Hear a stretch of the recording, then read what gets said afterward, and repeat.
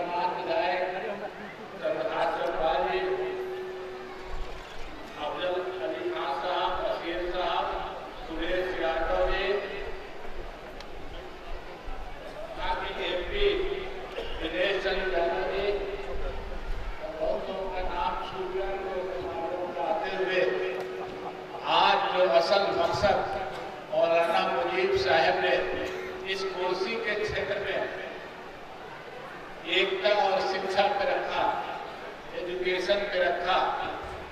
ये महागठबंधन की सरकार बनी है और हमारे इस क्षेत्र के इस सूबे के मुखिया माननीय नीतीश कुमार जी, उप मुख्यमंत्री, युवाओं के आइकॉन माननीय तेजस्वी प्रसाद यादव जी के और हम लोगों की सामाजिक हमेशा सांप्रदायिकता से लड़ने वाले सामाजिक न्याय के योद्धा माननीय श्री लालू प्रसाद यादव जी के हाथ में ये बिहार है और ये बिहार सांप्रदायिकता के चक्कर में कभी नहीं है।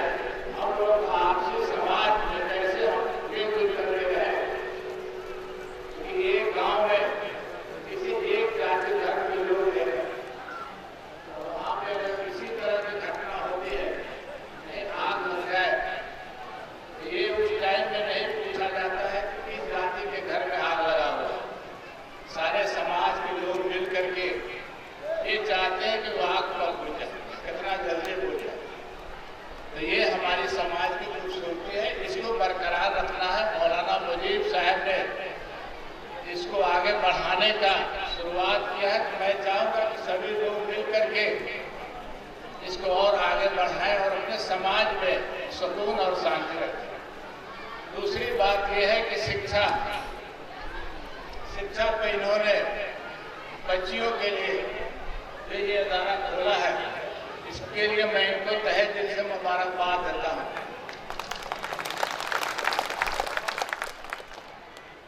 आज हम लोग भी सरकारी स्कूल से पढ़ करके यहाँ तक आए हुए हैं।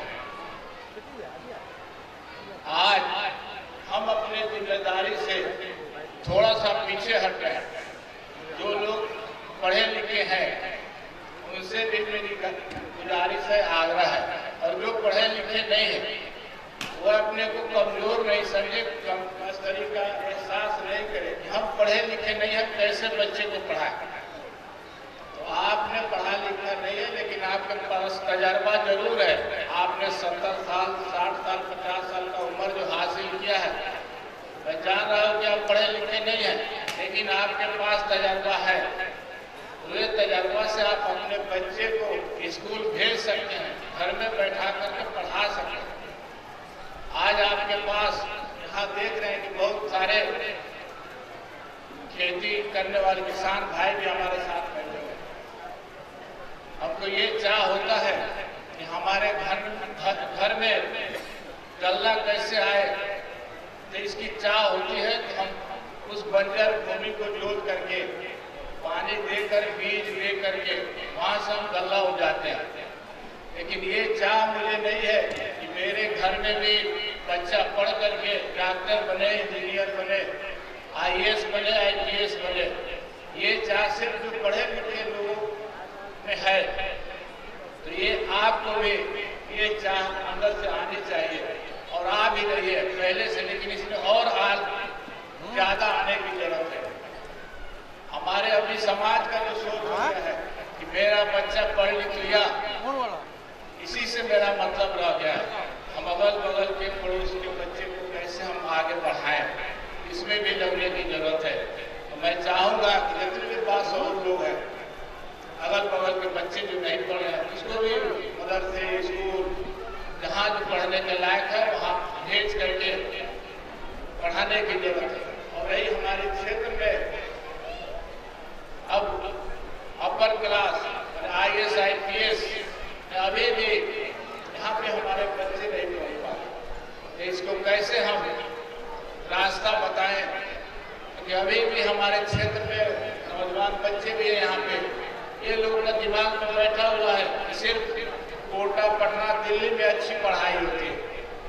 तो ये इस तरह की कोई बात नहीं है। कहीं भी रह करके, क्योंकि बिजली और सारी चीज़ की सहूलतें हर जगह हो गई, आप कहीं भी रह करके अच्छे एजुकेशन हासिल करके अच्छे ओहदे पर जा सकते हैं। तो मैं अभी हमको मुजीबुर रहमान साहब ने पूरी फहरिस्त पढ़ करके एक दस्तावेज उन्होंने दिया, मैं इनकी बात को, क्योंकि उसमें मेडिकल कॉलेज, नर्सिंग कॉलेज, सारे चीज़ों का जिक्र करके उन्होंने दिया है। तो ये हमारी सरकार की पहल हो रही है, और हर जिला स्तर पर मेडिकल कॉलेज भी खोला जा रहा है। अब देखेंगे कि कल या परसों 2 कॉलेज का, बगल में बेगूसराय का एक मेडिकल कॉलेज का उद्घाटन हो रहा है। आपका भी हम लोग प्रयास करेंगे कि जितना हो सकेगा हम लोग लग करके आपका काम करवाने का काम करेंगे। मैं हमारे विधायक जी बता रहे थे कि यहाँ क्षेत्र में आने के लिए जगह नहीं था, कितने लड़ाई के बाद इस रास्ते में पुल बनवा करके इन्होंने ये रास्ता चालू कराया है। तो मैं इनको भी तहे दिल से मुबारकबाद देते हुए मैं सभी लोगों का शुक्रिया अदा करते हुए अपनी बात को समाप्त करता हूं।